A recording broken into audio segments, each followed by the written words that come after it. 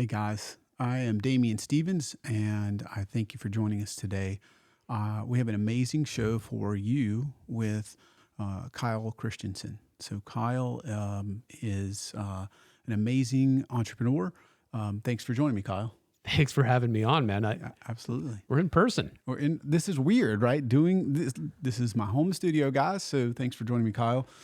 This is the first ever in-person one. So that's not what IT people do. This might be an industry first, actually. Right. I want to come back to that. I kind of jumped ahead with that. I want to introduce you more. So CEO of Kyle. Kyle is the CEO of K7 Leadership. Probably the CEO of Kyle too. Yeah. And that's my wife's title. yeah. And done a few interesting things, in my opinion. Couple things like grow an MSP from 4 to somewhere near 15 million in 2.5 years. Have been a part of Sierra Pacific, where you've worked with just seemingly uncountable number of MSPs. You've coached MSPs anywhere from $1 million to close to 300 million in revenue, and some other interesting stories. So stay tuned. We have a super exciting show today. We're going to talk about how to get your company ready for exit and what you would want to do there. So let me kind of tee up with the first question. I want to get into that, but tell me, you got kind of an interesting story, like something about Best Buy and they didn't know any better. Like, tell me how you got started. Oh, I got in trouble. Okay. To be quite honest, the IT space in a weird way kind of saved my life.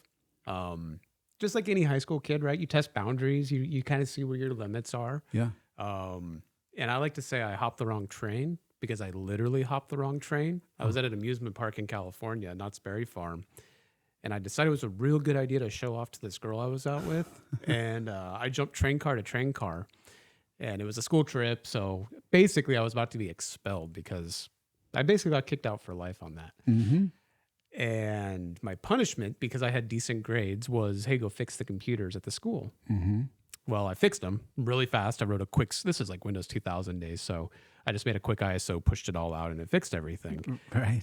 And at that time, Geek Squad was just being acquired by Best Buy, and they were actually recruiting from high schools. Interesting. Kind of serendipitous, because literally right after that moment happened,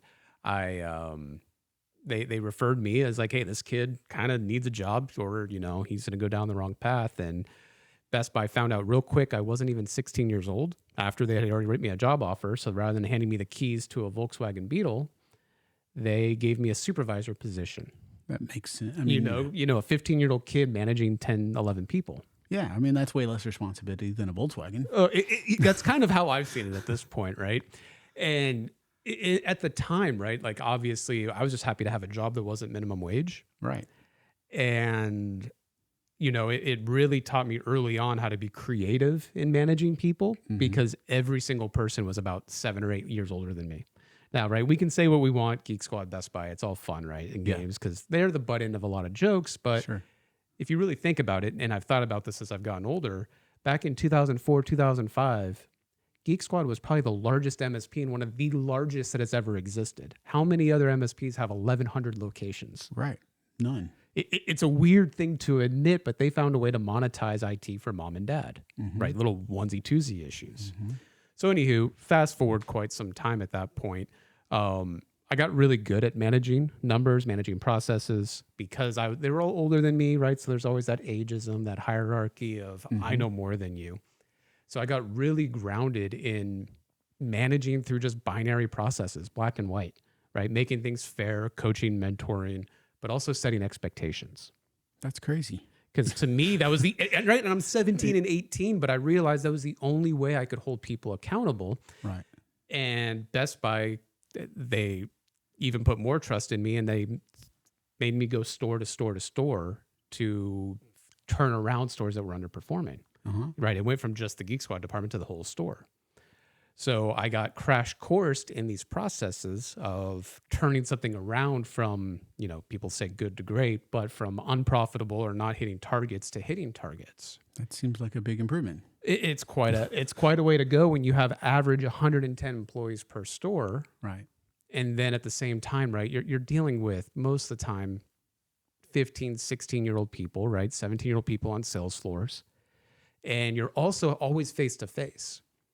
And throughout my career, right, I've really started to kind of analyze a lot of this and really like, what did that do for my development?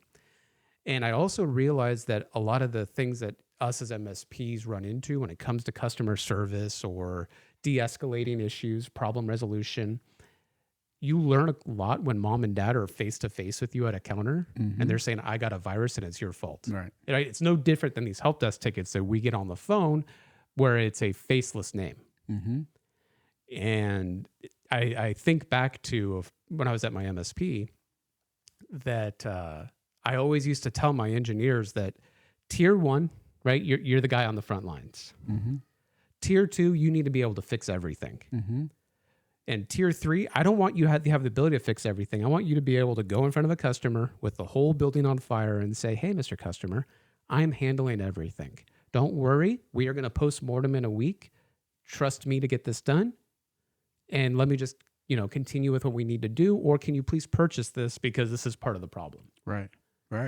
To me, that was always more valuable than the super nerd at times, right? Yeah. But it was that whole culmination that I think because of that retail experience, right, that I was able to kind of figure out that logic to how do I scale service delivery to where things aren't going beyond the service department, especially me as an operator. Right. So that kind of created this history in myself of being a turnaround guy, which is different than most of the MSP stories you hear, right, where it's the founder. It's the founder or it's the it's the Michael Gerber E-Myth type approach, right? Where it's a practitioner that has a passion and he wants to share his craft with the world. Well, right, Michael Gerber was really talking about CPA firms and law firms and all of these real smart individuals who didn't understand how to operate a business. And also at the same time, it's kind of where things started to click for me to not really care about my technical aptitude, but really care about strategy. Really care about thinking 6 months down the road, a year down the road. Some of my clients, 7 years down the road. Because at the end of the day, reverse engineering those problems is a lot more strategic than just throwing a dart at the wall and seeing what hits. Right. So guys, real quickly, keep the comments coming. This is a live show. If you're watching this on the replay, feel free to drop us some comments in. We are having a few, I think LinkedIn's deciding to be interesting today. So if we don't see your comments, try again. And we want to take as many of your questions as we can. We take carrier pigeons too. That's exactly right. Right? Whatever you want to send. 123 Damian Lane, care of. So I want to get this. This is one I'd love to, we've got behind the scenes since I'm not the one orchestrating this, Jeff, today. So thanks, Jeff. Thank you, Jeff. I'd love to zoom in on you here, Kyle, and kind of talk about, you're not the normal founder. Don't hold that against you. But I mean, how did you get in a spot to turn around an MSP? Tell me about that first one. Oh, the first one. Honestly, it's kind of funny because there's Jim Collins. I found out years later, I stole this from him. He had this concept that he took from Aerosmith called Dare to Suck. And the idea was that Aerosmith, right, they would get in, they were probably high off their butts, but right, for the most part, they needed a way to cultivate their creativeness. And that creative nature, what they would do to kind of tell the story is they would have this thing called a Dare to Suck meeting. And that Dare to Suck meeting really was to facilitate bad ideas. Because, right, sometimes we're so self-conscious about the ideas that we're going to come up with that we don't say it, right? We keep it internal. And I actually use this practice now with my clients. And we do this thing where we all write our ideas on cue cards and we throw them on the table and we just kind of sift through them. Some of them are dumb. Some of them are perfect. Some of them need a little work. Right? I mean, think of Aerosmith. They had songs like Love in an Elevator, right? Like they're genuinely just funny ideas, but some of them end up being something. Yeah. And I've realized real early on that I think internally I've always had that mentality of Dare to Suck, where I didn't really care what idea I said out loud. Now, granted, that's hurt me in my career as well because I can't keep things back. Right. But I've never been the type of individual to not have the wherewithal or tenacity to keep my mouth shut because I want things to improve. I've always been a guy where I always work for the business. I don't work for the owner. And that was a really interesting thing when I worked for Geek Squad because I think that developed in me because I always loved to say I work for Geek Squad, not Best Buy. Right? There was a loyalty to that culture. And when that started to develop at the first MSP that I was helping turn around, it really came apparent to me that this small business needed things like process. It need like think of this. Best Buy was so confident in their processes that they gave their 15-year-old kid a supervisor job. That's crazy. Right? Like, talk about efficiency. Talk about confidence in how you run something. Right? Where you can, let's talk about it from an economics perspective. They literally paid someone $12 an hour to manage 15 people. That's a crazy ROI. Right. It is a crazy ROI. And that was where, when I started to get into the SMB space quite heavily, the lack of processes and strategy and repetitiveness, started to immediately just be glaringly a problem to me. So what did I start doing? I started writing things down, right? Like, oh, we need to fix this, or this broke and we did it this time. Let's put it down.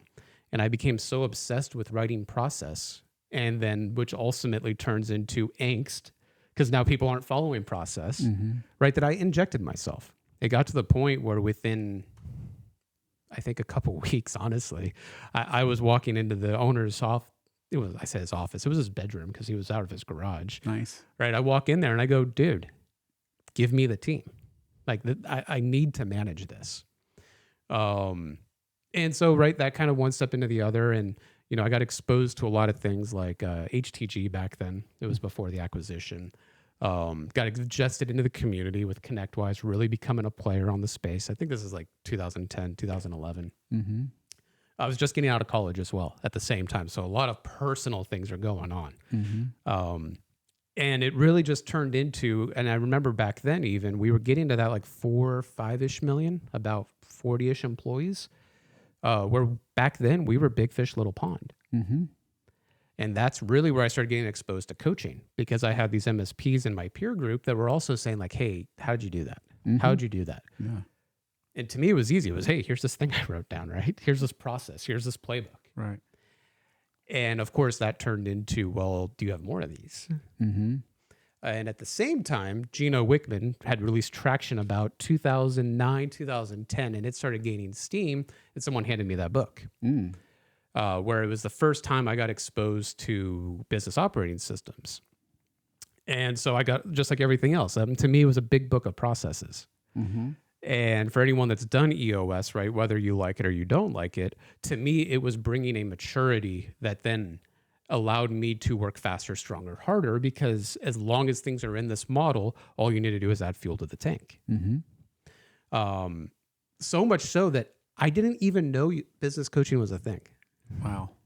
Like, no joke. I started helping businesses like implement EOS, like MSPs, without even an understanding that people charge a lot of money to do this.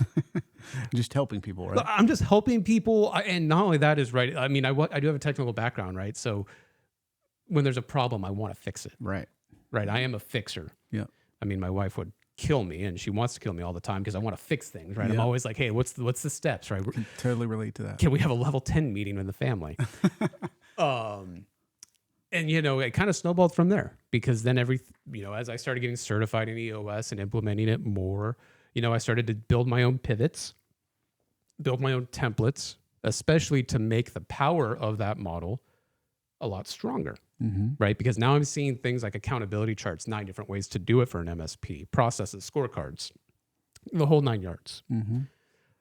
So at that time, when I went to the next MSP, it literally was just, I already had the playbook written.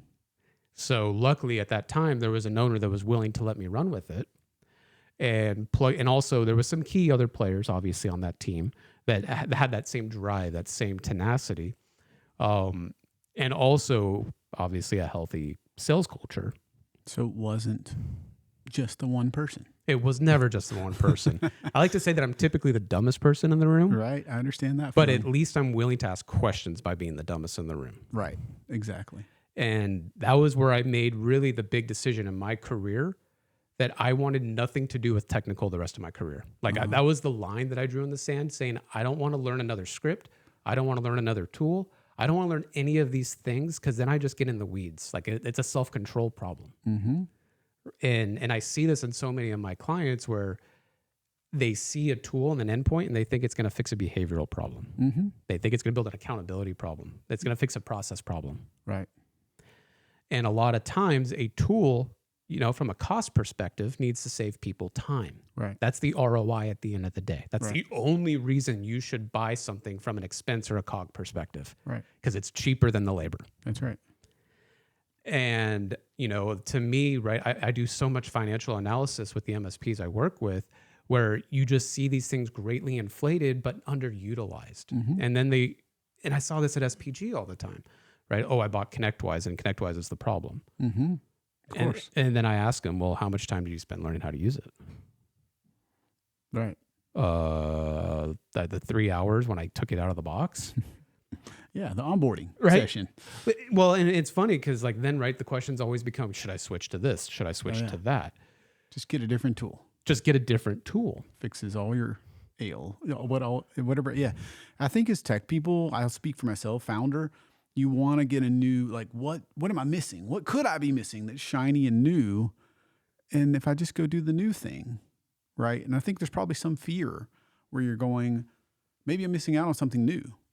Maybe I need to go get the shiny new thing because, technology changes all the time. So if you didn't love that, you wouldn't be in it. So it's, at least I'll speak personally, it's really hard to avoid the shiny objects, put down the new tools and stick with what you got, right? Blame ConnectWise, blame your CRM, blame something and say, if I go get a different one, that's going to change something. Yeah. No joke.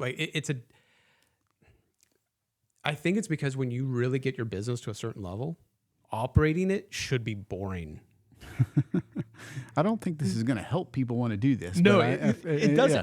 But it shouldn't be firefighting either. Right? No. And the whole thing to it, and a lot of the new clients during their onboarding and when I'm working with them, honestly, my main job is to take the lollipop and slap it out of their mouth half the time. One of my clients actually has me on their org chart as the chief reminder officer because I'm the one that has to facilitate their meetings and say, guys, what is our goal? What is our goal? Right. What is our goal? Right. And it's that repetition, right? Kind of the Vikings with the beat on the drum while they're rowing, right? That drum beat is a pulse. That pulse needs to keep going, and it needs to happen at the same time, at the same day, at the same place, at the same volume. Yeah. That's consistency. That's service delivery. And I think we get away from that word service so often, and we think we're a technology company when really we're service companies. That's right. And that identity shift, I think, is what for us as technologists becomes so difficult. Because to be a good CEO, I can't touch the toy. I can't even pick the toy, honestly, because I need to present the goal, the vision, and that's really it. Everyone else needs to be the do. There's a great book by Dan Sullivan. I listen to it every year called Who, Not How. And really the message is that, as you grow a company, the whole concept of us as a CEO or an entrepreneur is the most valuable thing is my time. That's the one thing you cannot buy. That's right. But what you can do is buy other people to do things to free up more of your time.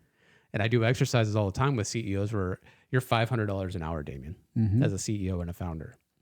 So if you hop in a meeting to discuss a script or discuss a service delivery problem, you now just have added $500 to the cost of that meeting. Will you ever have an ROI? Right. Never. You won't. And if you start to really do this practice of what little things can I add time to my day, you now have exponentially added value to your company. Right. Because really as a CEO trying to grow organically, and I think this is where a lot struggle, you're essentially a marketing employee. Honestly, let's talk real, right? This podcast, right? You as a marketing employee are getting your name out there. It builds trust. It builds a relationship, right? You and I are sitting here right now because of that. Right. And there's so much importance to this that, I've had the instances where I've had to work with CEOs and tell them, I don't think you like being a CEO. Right. You want to be the chief engineer. You want to be the chief engineer. Yeah. But it's also your company. That's right. So why can't you engineer your organization to where you can be the chief technology officer? Yeah. That's right. You can be that chief engineer. You can be the chief engineer, CTO if you want, right? Yeah. You can change roles. It may be an ego thing to give up the CEO role, right? That's a whole different conversation. But you could. And the other thing is, at least I'll speak from personal experience. I love to troubleshoot, technical person. So now it's like this podcast to me is almost troubleshooting. My point is, how do we figure it out? How do I get the best guests? How do I get the audience engaged? And if I change my mindset to that, where I'm kind of like, this is a challenge, I need to level up and learn new things, just like I would in technology, then it's interesting to me because it's a new problem. If I go and put on my kind of traditional hat and go, sales, like nobody wants to do sales and nobody likes salespeople or, nobody wants to really, at least I didn't want to do marketing. I thought that was just like designing a brochure back in the day or building a new website or, like, I don't know, what am I going to put on social media? Like whenever I stare at that abyss, it's like, this seems like the last thing I want to do. But if you reframe your mindset to a different problem that you need to try to fix and address, at least that's what I found personally allows me to see myself in that role. And if I can't make that mindset, like you're saying, maybe I need to be the CTO. I think it's part of maturity and getting to know yourself. Yeah. Right. Some people are very good at being introspective and metacognitive. Some people are not. Ugh, sucks having to admit your own issues. Right? Oh, exactly. Right. And I'm going to be honest, like the one thing I didn't get into my story is how I got fired and how I've been displaced because of sometimes my own passions and my own ways of running teams can sometimes be we always have to grow. Yeah. Right. Like to me, I have learned in myself, I am not a farmer. Mm-hmm. The second it gets to status quo and it is that boring period of just add 20%, add 15%, I get bored. I'm with you on that. And when it gets boring, I tinker. Mm-hmm. And when I tinker, people get pissed. And then I get pissed. And then I start turning into an asshole, honestly. Right. And it's knowing, but I love the turnaround. I love fixing things. I love fast scaling. Right. Like when I have a client come to me and say, or a prospect saying, hey, I want a 3X, 4X, 5X in the next, 2 years, 3 years, 4 years. Mm-hmm. I get a big grin on my face and I go, let's fucking go. Right. I don't even ask them to be my client. I pick them as a client. I turn into the buyer, not the seller. All right. Right. And I've changed a lot of my perspective with sales. And I think this is an important topic as well, to where I want to pick my clients because I truly want a relationship with them. Right. That's right. Going back to service, right? And I always pose this question, and I know this will be a tangent, but a lot of times we call them service managers, right? Mm-hmm. Service delivery, service manager. Yep. And who does it typically end up being? The best tech. The best engineer. Yep. And what has he never had training in? Anything with service. Anything with service, right? And then most of us are introverts. So, like, we'd much rather, I'll speak for myself. Yeah. I'd much rather usually write a PowerShell script than pick up the phone and call somebody. But what fixes it faster? Right. Calling somebody. Picking up the phone. Talking to the customer. Figuring out what their issue is. Figure out why they care. You know how many owners I hear go, if they would just pick up the phone. Yeah. And then we don't do that as owners. Right. It's hard. Yeah. And a lot of people think I'm an extrovert or, because what I do, I'm actually an introvert at heart. Mm-hmm. Like, and the way I Me know too. that is after facilitating, doing a board meeting, working with clients, when I get to that hotel room and that door shuts, I am exhausted. Yep. Like that's how you know you're an introvert. I power down and I power down hard. Like I get on the plane, noise canceling headphones, and I zone out. Mm-hmm. But there's a level to where you have to, again, knowing yourself, right?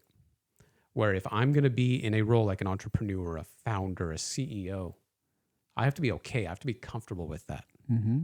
I have to be okay with the aspect of failure. The sound of my own voice, even in the headphones, bugs me. All right. Right? Totally with you on that. And this is to the Just point. your voice, not mine, though.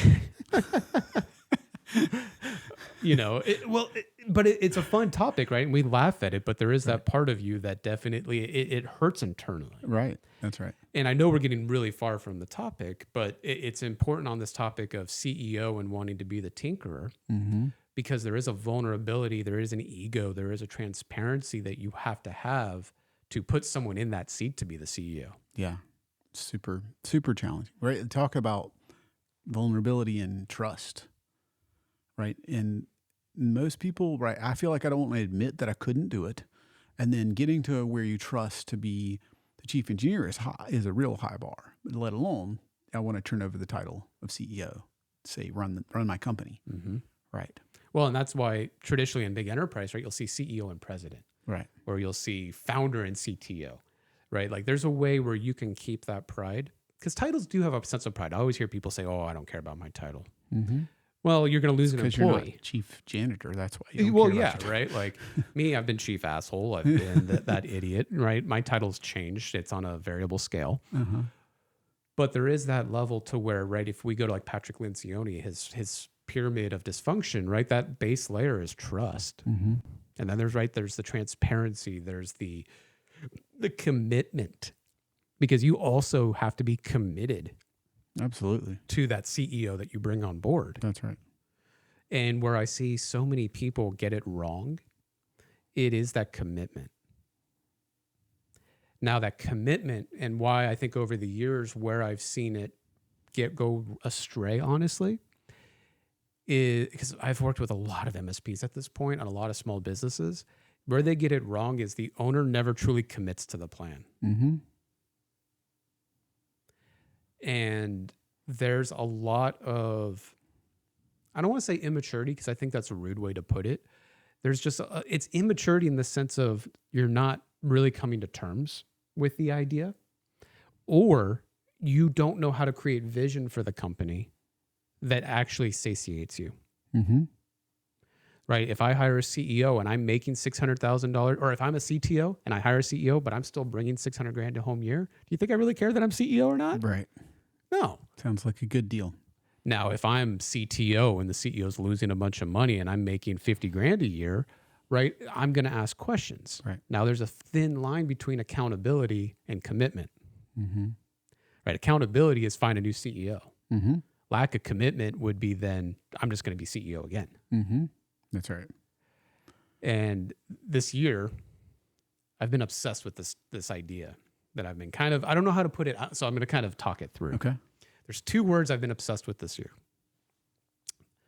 The first is having intention. Mm-hmm. And the reason I've been obsessed with this word, intention, this year is so often I've redone EOS implementations. I'm not an implementer anymore. I guess kind of say it. I've learned over the years that there's a little more je ne sais quoi I like to give to my clients and make it their own. But a lot of them where they don't have intention is they'll come up with these visions and they'll put it on paper and then they put it in a drawer. Mm-hmm. And a lot of the times I've been using the metaphor, it's hard to read the label when you're in the jar Mm-hmm. because you just do not have the ability to kind of sit back and truly ask yourself, what do I need? And a lot of us are afraid to talk about money. Mm-hmm. Of course. Right. Like Almost everybody. It's so almost everybody, right? It's such a taboo topic.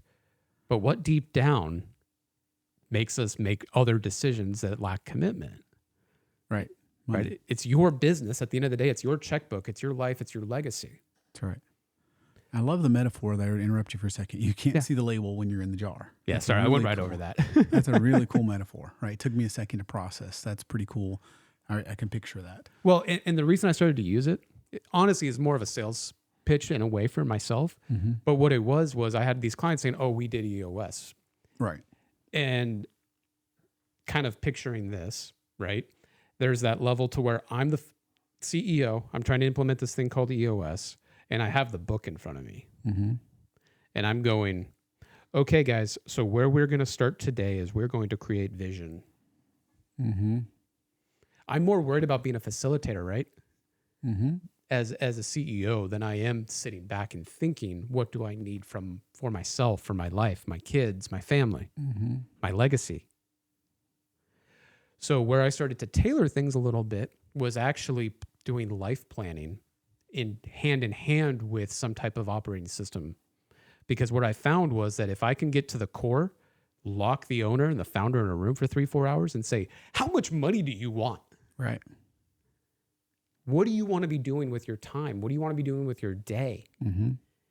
Right? How many days a week do you want to work?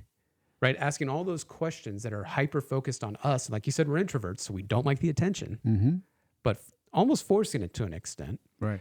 Now I could figure out a baseline of what allows me to say, if I can hit this, I feel fulfilled. Mm-hmm. Then when we hop into the business operating system or we strategize and we build out the business plans, can I complement the business goals with the owner's own personal goals? So that if we do have to have a conversation about you're not the integrator or you're not the visionary or, let's figure out what strengths get the company to that point, it's full commitment. Mm-hmm. Now I can do it with intention. There's a reason. There's a real reason reason to do that.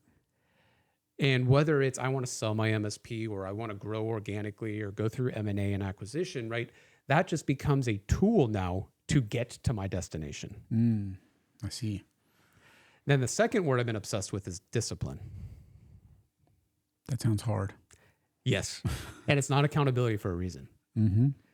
For years, right, I always used to think accountability was, people would come to me, Kyle, we suck at accountability. And I'd be like, okay, do you have KPIs? Yeah. Do you have job descriptions? Yeah. Okay. Do you have goals for the company, budgets, forecasts? That was usually a big no. Mm-hmm. No one budgets and forecasts correctly. Right. But that's a side topic. Mm-hmm. But really where I would go to home is like, okay, you have all the components to accountability.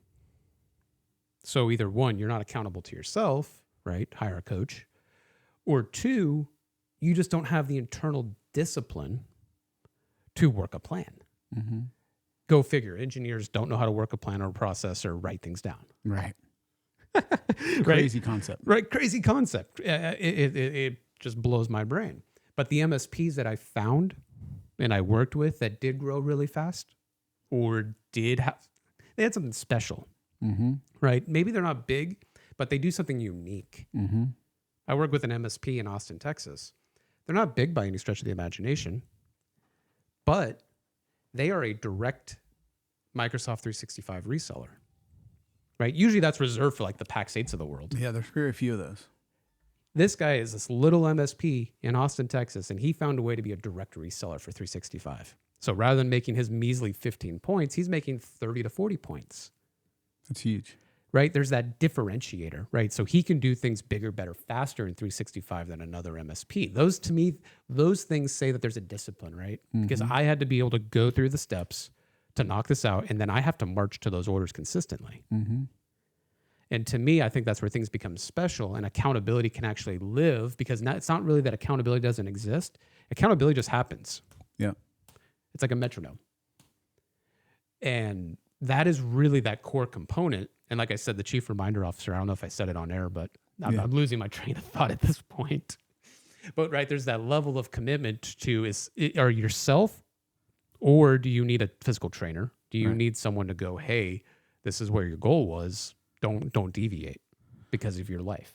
Well, speaking of kind of things we were talking about backstage, you were talking about vulnerability. You were talking about things that are not easy. And you were starting to tell a really horrible story about your experience with backup and DR. Oh, it just costs money. Yeah.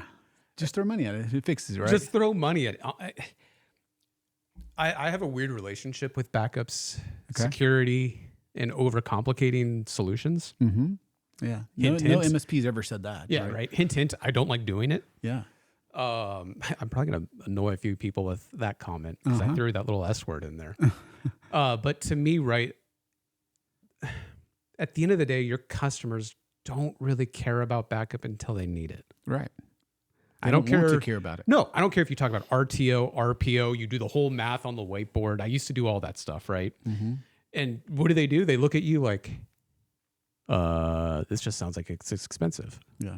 Right? We overly nerd out the customer. That's right. Sounds like the flux capacitor. Yeah. So what do? Well, rather than addressing it from a financial point of view, we approach it from an engineering perspective. Mm-hmm. So in one of my lessons, I let some engineers run wild. And next thing you know, I own a Nutanix stack with a Veeam cloud endpoint on it. And I'm managing basically a $100,000 piece of hardware trying to do BDRs myself. How did that work out? Oh, basically what it came down to is I had one employee just dedicated to managing backups. Interesting. I'm in California for anyone that doesn't know. So, right, I can't hire a level one without spending $100,000 almost. Right. Fully burdened. Yeah.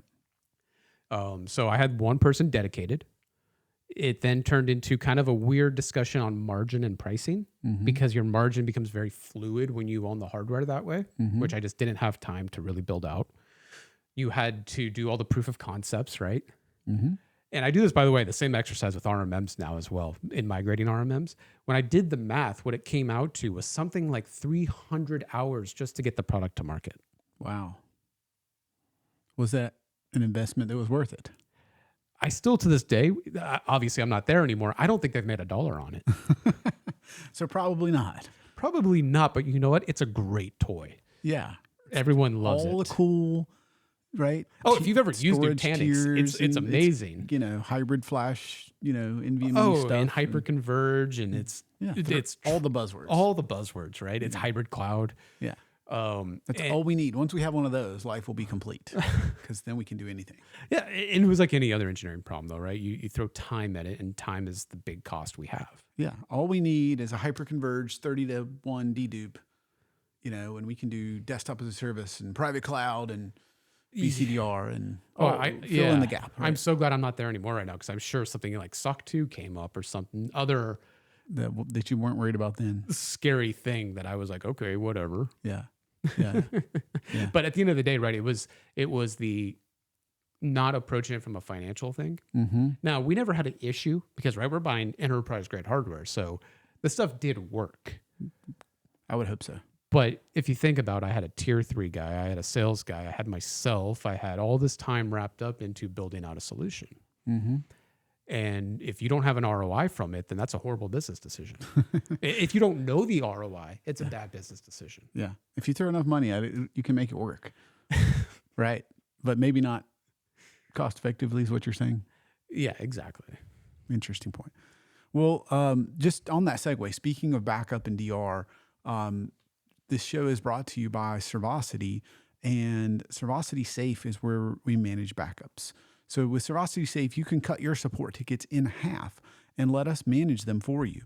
Servosity Safe includes daily testing of every single volume every single day. Plus, we store your backups in tamper-proof immutable storage. Most importantly, what really separates us from every other vendor is fully managed backups means you don't have to babysit backups at all, leaving you and your techs focused to grow and scale your business and focus on what differentiates you, which is probably not backup and DR. So if you're tired of dealing with failed backups and wasting your time worrying about the ability to restore, if you'd like to have a conversation just to see if this is a fit, servosity.com/call. Visit that and you can book a call with me one-on-one as a founder and be happy to chat with you about that. And they can call me as well, and I will promptly say, call Damien. Can I ask a dumb question? Probably. Let's go for it. What the hell does immutable mean? Nobody knows, right? It's a good buzzword, right? The all joking aside, right?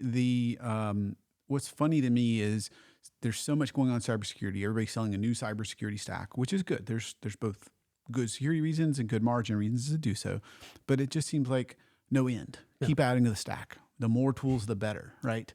Inflate our costs. Exactly. But if things get past the security stack, which we hope never happens, but the probability certainly exists, then the backup or DR is your last line of defense. The problem is the ransom guys have figured that out. They're doing everything possible to destroy backups. They now have automated search and destroy for backup systems. And that not only includes local copies, but cloud copies. And so immutable storage is storage that cannot be overwritten or deleted for a given time period. And good immutable storage has a third-party audit, not just somebody's word saying that. And so it's probably the best defense we have, I think, in my opinion, against ransomware or other cyber threats. If they can't delete it or they can't modify it, then their odds of getting paid are significantly lower. Now, I would also argue you're only as good as your weakest link. So if you don't have a good testing regimen or process or other things, then you're also going to get into trouble. So that's why we manage things and test them for you. Some people are up on immutability, most are not. And please don't use that buzzword with your client. That was going to be my next question, right. Honestly, is if I walked into a client's office and I said, your backup is not immutable, right? They would tell me to get the fuck out of there. Exactly, as they should. So yeah, it's the same thing. Like, are you going to go in there and tell them about your next gen AV and how great the SIM and the SOC is? I can point to probably 14 MSPs right now that probably do that. Yeah. Throw some comments in if you're doing that, guys. So that's exactly what I would urge you to not do, but it's just like a good part of a security stack. It should be part of multiple layers in your business continuity and disaster recovery plan. And the reason that we manage backups is I've yet to meet an MSP that will put in the process to do the testing or that can do it cost effectively and make any money. And so on that note, if you would like to drop a comment if you're interested in it, or email at the end, I'll give you a special way. We are now giving away our process. Oh, cool.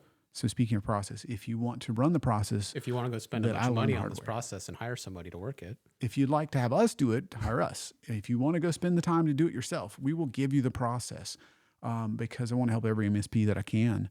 And so and any tool can do it, guys. Any modern tooling, it's just like you talked about, like there's competitors to Nutanix or VMware or whatever you want to run. You could do it with the competitors. It's just the process. And do you want to do it? And should you do it?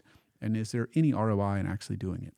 It's, as you were saying that, something came to my head, which was, I think as managed service providers, we have forgotten what managed services means. Right.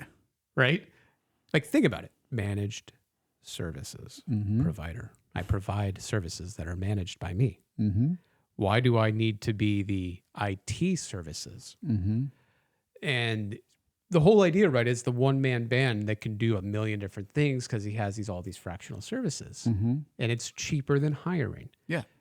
But somehow we like magnetized it because of pride of, no, I'm going to hire somebody at twice the cost to do it myself and then wonder why we're not making any profitability. That's right.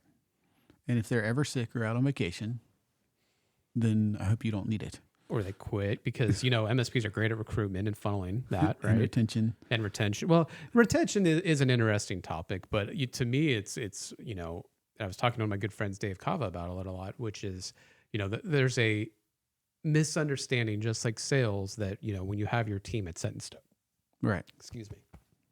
And in that, I need to be always selling, right, to get new revenue in because someone's going to be leaving. That's right. But I also need to always be recruiting Mm-hmm. because someone's eventually going to leave. Mm-hmm.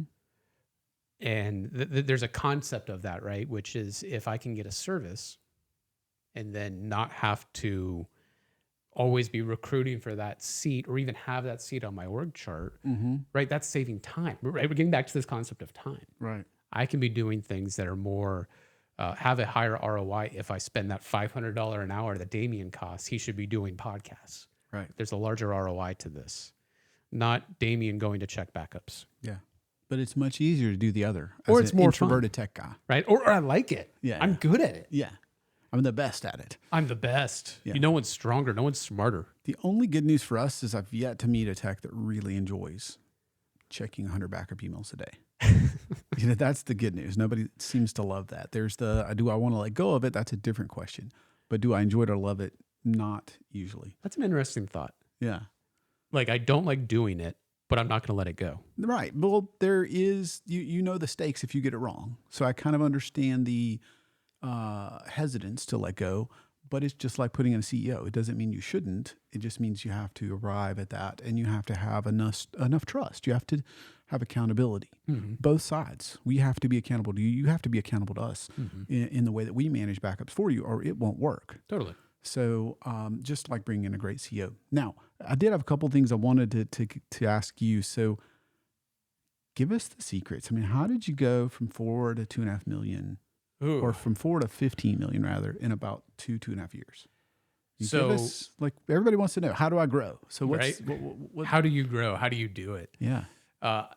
Honestly, this is a great full circle because it was intention, it was discipline, it was working the plan, and add fuel to the tank. And a lot of my clients, we call the first year of really building out the plan, the year of maturity. Mm-hmm. Because in that year of maturity, I need to spend that time building out my playbooks, building out my accountability, flushing out some of my processes, right? Because some of them might be good, some might be outdated. I need to understand that a lot of employees might need new job descriptions, new KPIs. I might need to figure out how do I measure these KPIs or fix a tool to get an output of a KPI. Mm-hmm. That's not going to happen overnight, right? How many of you guys have clean ConnectWises and CRMs that you can accurately tell you what your sales funnels and your EHRs look like? Right. Your effective hourly rate. Sorry, shouldn't use acronyms. Not in technology. No, right? Yeah, that's a horrible habit, honestly. And in that year of maturity, really hammering down okay, how are we going to get there, right? That's where you allow your team to figure out the hows. So a lot of times those year of maturities, those are smaller years, 40, 50%. Or not 40, like 20, 30%. At that end of that 20 or 30%, be solid in your forecast and budget. So let me hold on. So you said those are smaller years. You mean the year of maturity, you're going to grow year of maturity or 20, 30, 40%, not 100% year over year. Not 100% year over year. Okay. Because a lot of times what I have found with my clients, doing 3x, 4x in 2 years is not a speed that a lot of companies are ready for. Right. Right. You have to have the right staffing. You have to have the stomach for it. Mm-hmm. And that's a big one. Yeah. The stomach for it is probably the hardest part, because I can tell you right now, every single customer that I've dealt with, all my clients, they've had attrition. Mm-hmm. They've had either customer attrition or employee attrition. And it's because the company that I want to be tomorrow is not the company that I am today. Mm-hmm. And it is possible that employer client that of tomorrow or of today is not going to like the company that they work for. Right. So I have to get into a place to where I am so intentional with this plan that if an employee says, hey, I don't really like this company anymore, I don't take it personal, and I don't take it personal on them. Mm-hmm. Right? It becomes a professional discussion of, that's okay. And we unfortunately don't have a seat for you with where we're going. Let me help you find something in your career, right? You can make it amicable. You can make it professional. But going back into recruitment, right? I need to be in a level to where I am recruiting at a rate that I can bring people in fast. Mm-hmm. And a lot of people like to complain about recruitment. Oh, there's no good hires out there. And then I ask them, what effort did you put into recruiting people? As little as possible. Oh, I put the job on ZipRecruiter. Yeah. And if you're like me in the beginning, I copied the job description from another MSP because it sounded, I mean, we both need a services engineer. Yeah. I'm sure they're all the same. Our cultures and our companies must not be different, right? Oh yeah, I'm like everybody else. Right. I got this best practice on Reddit, and it said this is a job description for a tier 2 engineer. Yeah. This is totally what my business needs, right? There's no intention there. Right. This is going back to that word. But once you have that flushed out and I can build an actual intentional recruitment funnel, which is, by the way, the same effort of sales and marketing, right? Because there is marketing and recruitment. That's right. And there also is a funnel for recruitment. Absolutely. Because, right, you got to screen them. You got to fill the funnel. You got to have someone looking. And when you get these, and right, these aren't hires. A lot of times I say these things, they go, Kyle, it must be easy because you can just hire all these people. No, these are people wearing 2 or 3 hats. But what we're getting to and what we're growing to is everybody wearing 1 hat. So when you put these pieces together and, right, you go, okay, when we take off a hat, right, like now we know everyone that needs to take one off, right? I put Damien's face in 20 squares. And we know Damien has the most number of hats. So our objective throughout this year is to eliminate hats or boxes, however we want to make the metaphor. So as you go through this process, right, it always becomes who is going to do that? Who is going to do that? Who is going to do that? Not how are we going to do that? Because the how has already been created essentially, which is that growth level. If you want growth. Sounds strangely related to that book you mentioned. It does, right? And I don't try to shy away from it too much because really I'm going to be real, right? It's a ripoff of a lot of other ideas. Everyone does it. Sure. But the whole idea is that there is a level of accountability and framework that I need to build out that says what my company will be when it hits the goals as me as an owner. Oh, by the way, we also did a practice before that says me as an owner, what I want myself. So now we're in this harmony to where we're in tension, we're disciplined, we're working to it. And there is no hiding from accountability at that point. And when I mean not hiding from accountability, this goes into that attrition level too, right? That employee churn that maybe I did have that tier 3 guy sitting in service manager. And part of me being able to grow to that next level is have a forecast and budget to where I can have intention to where I need a gross margin of this percentage. Because this gross margin at this percentage gives me 12% sales and marketing budget rather than a standard 6% sales and marketing budget. Right. Because sales and marketing needs to go up, right? The next thing I always hear is, right, oh, I don't have clients. I need more deals. And what they do is they don't learn, they put the same amount of effort as in recruiting, and they think that everything should be 100% close rate. and they get one no and they stop selling. Or they hit a revenue band they're comfortable with, and then one client walks out the door and everyone freaks out. Same, it's literally the same behavior. So when you build out that marketing and sales budget a little bit more, you're going to have employees that don't make it. You're going to have sales reps that don't make it. You're going to do it 2 or 3 times and your sales playbooks don't make it. Right. But the goal still has to be MRR. Right. Sell the managed service contracts. Stop trying to get your foot in the door with a lower price service. You're letting your customers dictate what you do. And when you let your customers dictate what you do and you don't have a process for it, you don't have margin. Right. One thing I really liked about Paul Dipple is he always said, or one of his service leadership calculators, beautifully illustrated, you have to do something 7 times to have an ROI.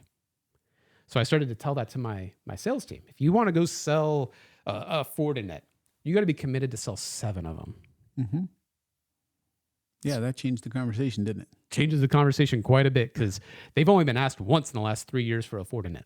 Yep, that's right. And they just want to sell the one because it's easy, right? Oh, and this is ignoring the they also don't want managed services conversation, right? Yeah, right. Of course you want to ignore that part. And this is where you as a CEO really have to be fiscally responsible with cash flow, right? I don't see a lot of MSPs have operational cash flow as a KPI, and I kind of go, really? Why not? Right. Because there's that level to where you have to recycle your profit. If you're going to grow fast, you need to be able to be comfortable, right? Vulnerable. I'm going to do 14, 15% sales and marketing budget. I need to see an ROI from that, and I need to know what that ROI is. And then I also need to be intentional with what my sales and marketing team are going after. Right. Every time I see an MSP comment somewhere on, oh, we don't believe in quotas. We don't have quotas. Okay, then you're not going to grow. Right. Yet you'll give a utilization KPI to a service manager, but not a quota to a sales rep. Right. It's the same thing. One is measuring costs. One is measuring revenue. That's right. And whenever I don't even want to get into the utilization topic, but that honestly, it's a simple concept in nature to explain. And I could literally do this show for the next 9 hours on how to make it happen.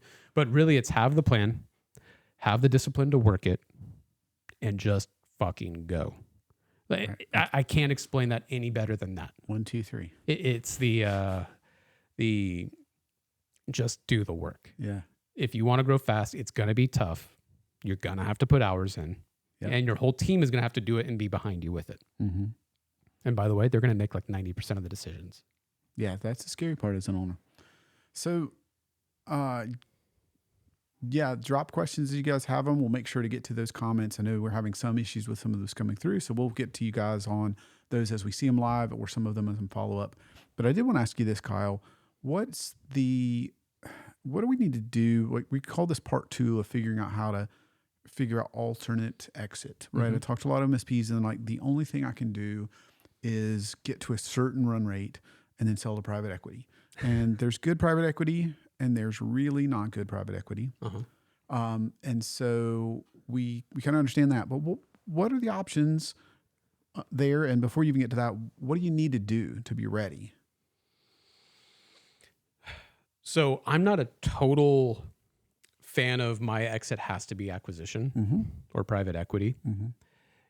And so I guess if the question is more geared towards how do we strategize for that, opposed to how do you build a business? Is acquisition good enough? Yeah. Maybe a better question is how do I build a business that there's light at the end of the tunnel, right? That I don't have to run 5 days a week forever. It depends on your goal, right? Going into the life planning, right? To me, there's a level of understanding of, does my goal get associated, like whether it's income or time, through only acquisition because I want to have $100 million in the bank account? Then you're going to have to sell your business. Now, we don't really care who buys it at the end of the day, right? Someone just has to buy it. So I don't want to put VC or PE in there because it complicates things. But you got to think in terms of due diligence. Right. Whenever in any instance I've been in, whether it's due diligence as a buyer or seller, for me, it's always what are they going to see when they see the financials and what are they going to assume from those financials? I just mentioned operational cash flow. I can guarantee you right now, a PE or VC that has a lot smarter financial people on their team, they're going to look at that cash flow and they're going to look at weird spikes in your finances. Right. You'll hear some people say no hockey sticks. Yeah.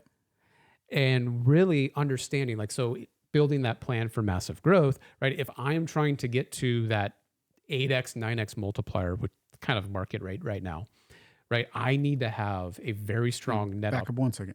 Just to be clear, for folks that are into 8 or 9x times what? Oh, I don't like the term EBITDA because it's technically that's better fake, than anything. but But net I get operating people income that don't know profit. anything and they think it's say revenue. Yes. and it's not. No, if you're SaaS, yeah, we're talking revenue here. But if you are services, you're going to get an 8 to 9x multiple on the high end with the market kind of changing right now, right? I'm seeing a lot of 6s and 7s right now as well. By the way, there are half multipliers for people who don't know that. You can't get 6.5. Yeah.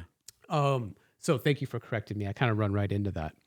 But really, when you are looking for those multipliers on your profit, let's call it profit, what you have to understand is they're going to value off of your trend. And they're going to usually want 24 to 36 months of your P&L month over month.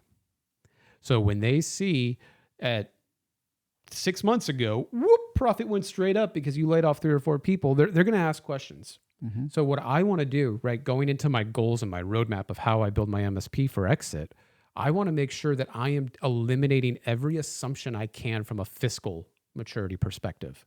I want to make sure that everything is very gradual in whether the profit growth, the revenue growth, the cost controls, the sales and marketing budgets, right? This is where I was going to, before you rudely cut me off, on the forecasting and budgeting being so important is you need that forecast and budget for the year so that you can maintain those real gradual growths.